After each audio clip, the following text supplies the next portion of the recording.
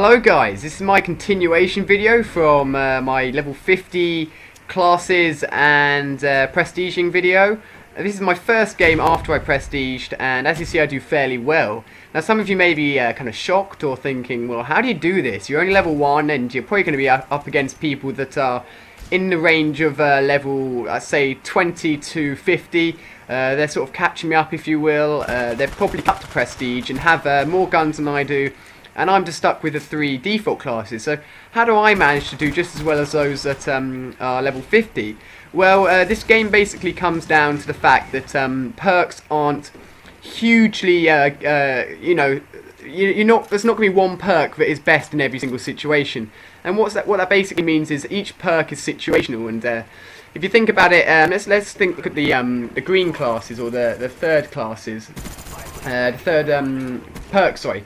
There's Tactical Mask. Now, if you're going to rush, that could affect you a bit, but at the end of the day, you're not always going to be running into enemy Nova Gas or whatnot, so that's not always going to be effective, or it may not always work. There's Marathon. Now, if you're going to be a defensive player, you're not always going to be running, so again, that's not always going to take effect.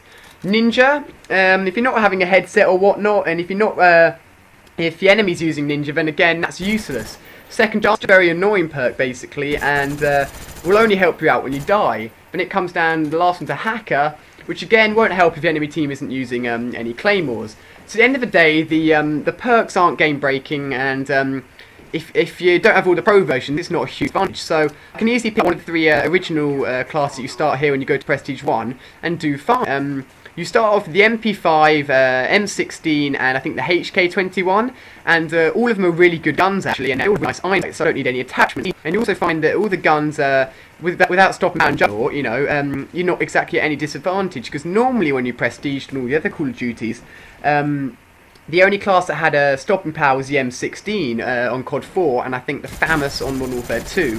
And the iron sights were a little, I don't know, some people may have liked them, but I didn't like them that much. And you know, it wasn't always you sort of had to use that class, and because the other one didn't have stopping power. But in this game, you'll find that that's not always needed.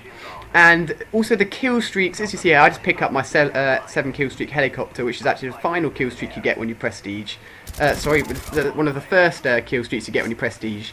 And the Killstreaks aren't all dominating. You know, the ones at the bottom, like UAV and even Sound Turret, are just as valid as the high ones, such as Dog and Chopper Gunner. So at the end of the day, this game doesn't boil down to 100% what you're using, whereas in, say, Modern Warfare 2, it was very much about, you know, trying to use the best gun, really. And in this game, it's a lot about just using your head and thinking, using tactics to get where you need to get to and get the kills you need to get. TDM is a very popular game mode in Black Ops. I enjoy it. I think it's one of my highest score per minute game modes, which means I rank up quicker doing this game mode, and actually helping out my win-loss a fair amount, because if you're going to TDM a win, you don't always need a team. It's easier to carry a team on TDM, whereas on a game mode such as Demolition, your team aren't going for the defusers or plants, you pretty much can't win that. So basic tips for when you prestige and trying to do well. Choose any 3 of the classes, choose anyone you prefer, and then adapt to that class. I run in and don't actually see the guy in the corner. Pardon me, so that was just me being a bit stupid, really. But the MP5, you don't want to be sitting at the back of the map with an MP5. This gun is very much a close combat gun. You want to be getting up in the enemy's face and using it as a close range gun. And as you see in this video, which a lot of you may not pick up on, I actually run around corners. I don't zoom in with, don't run around corners. I slowly come around corners, and with my crosshairs, I keep my crosshairs as close to that corner as possible. So if I run around that corner and there's an enemy there, my aim is already on them.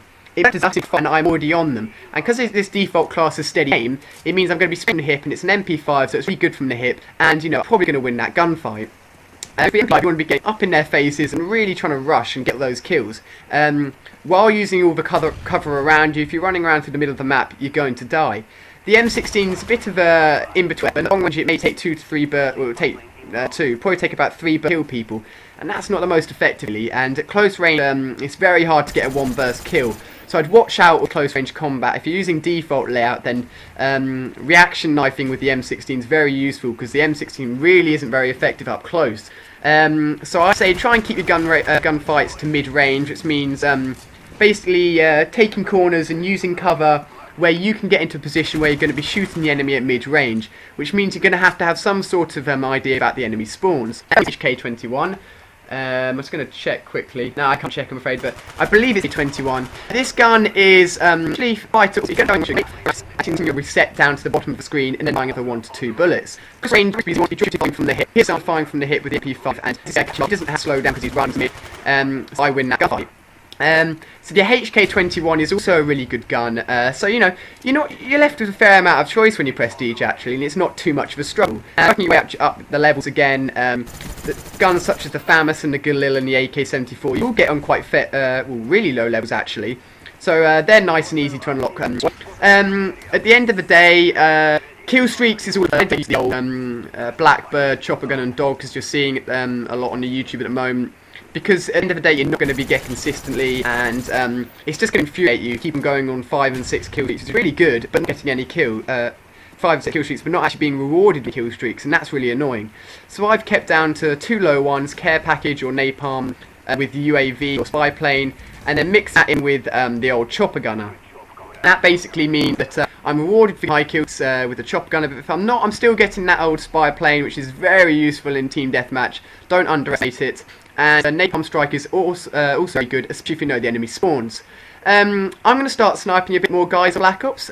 Using normal guns is fun, and I can get you guys games a lot. I've got about 10 to 15 games already on my laptop. It's just I'm annotating them and getting them to you guys, so those should be out to you as soon as possible. If you like, and leave my intro for some people, and they can share loads more games for you, and hopefully some more games as well.